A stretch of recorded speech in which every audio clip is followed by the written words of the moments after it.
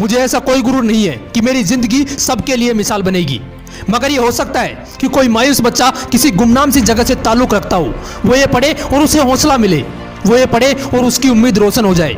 हो सकता है ये कुछ बच्चों को नाउम्मीदी से बाहर ले आए और जिसे वो मजबूरी समझते हैं वो उन्हें मजबूरी ना लगे। ये कुछ लाइनें लिखी थी भारत रत्न डॉक्टर एपीजे अब्दुल कलाम ने। दोस्तों, आज के इस वीडियो में मैं आपको कलाम साहब के वो किस्से सुनाने वाला हूं जिन्हें सुनकर आपके सोचने समझने का तरीका बदल जाएगा और आप अपने अंदर एक नई एनर्जी फील करोगे। So let's start the video. दोस्तों, आपको पता है कलाम साहब ने शादी क्यों नहीं की? इसका सिर्फ एक रीजन था और वो रीजन यह था कि कलाम साहब सबसे ज्यादा अपने काम से प्यार करते थे।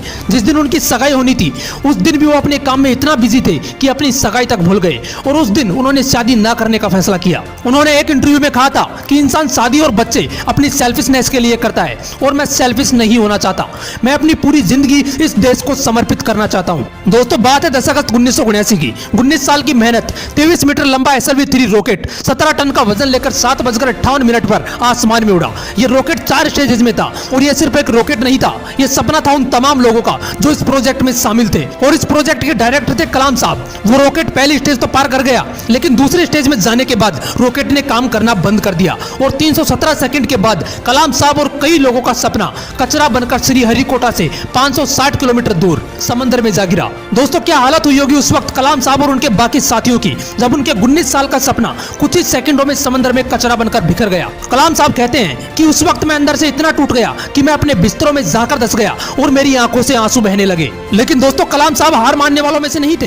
वो कहते थे कि पहाड़ की चोटी पर उतरने से पहाड़ पर चढ़ने का तजुर्बा नहीं मिलता, जिंदगी पहाड़ की चढ़ानों पर मिलती है, चोटी पर नहीं। कलाम साहब भी इसी तरह एक एक कदम आगे बढ़ाते रहे और दोस्तों, एक साल बाद 18 जुलाई 1980 सुबह 8:03 पर हिंदुस्तान का पहला सैटेलाइट रोहिणी अंतरिक्ष की ओर निकल पड़ा और अगले 2 मिनट के अंदर रोहिणी सैटेलाइट अंतरिक्ष में था। कलाम साहब ने लिखा है कि उन्होंने उस दिन अपनी जिंदगी के सबसे अहम अल्फाज अदा किए क्योंकि उस दिन उनके 20 साल की मेहनत अंतरिक्ष में थी। दोस्तों, उस दिन हमारा देश उन मुल्कों में शामिल हो गया जिनके पास खुद का सैटेलाइट लॉन्च करने की ताकत थी। ये सब हो पाया एक इंसान के मेहनत की बदौलत। दोस्तों, जब कलाम साहब को राष्ट्रपति चुना गया तो उनके स्वागत के लिए जोरों शोरों से तैयारियां की गई। राष्ट्रपति भवन को बहुत ही खूबसूरत तरीके से सजाया गया, लेकिन ये बहुत कम लोग जानते हैं कि जब कलाम साहब वहां पहुंचे तो वो सिर्फ 2 सूटकेस लेकर पहुंचे। एक सूटकेस में कुछ कपड़े थे और दूसरे में किताबें। इसे कहते हैं किताबों से प्यार। अगर इस वीडियो को कोई स्टूडेंट देख रहा है तो एक बात हमेशा ध्यान रखना कि जितना आप किताबों से प्यार करोगे ये किताब आपको उतना ही बड़ा बनाती चली जाएंगी। ये किताबें ही थी जिन्होंने कलाम साहब को इतना बड़ा बना दिया।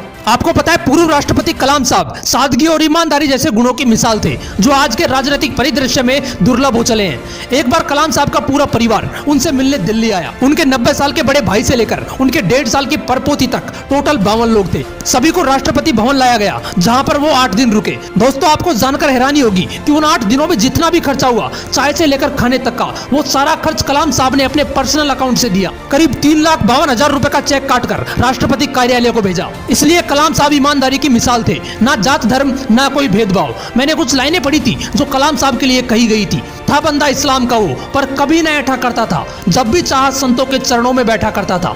दोस्तों, कलाम साहब ने कुछ बातें कही थी जो हर व्यक्ति को अपने जीवन में उतारनी चाहिए। उन्होंने कहा था कि कोई शख्स कितना भी छोटा क्यों ना हो, उसे हौसला नहीं छोड़ना चाहिए। मुश्किलें जिंदगी का हिस्सा हैं और तकलीफें कामयाबी की सच्चाइयां। खुदा ने यह वादा तो नहीं किया कि आसमान हमेशा नीला ही रहेगा, जिंदगी भर फूलों से भरी राहें मिलेंगी।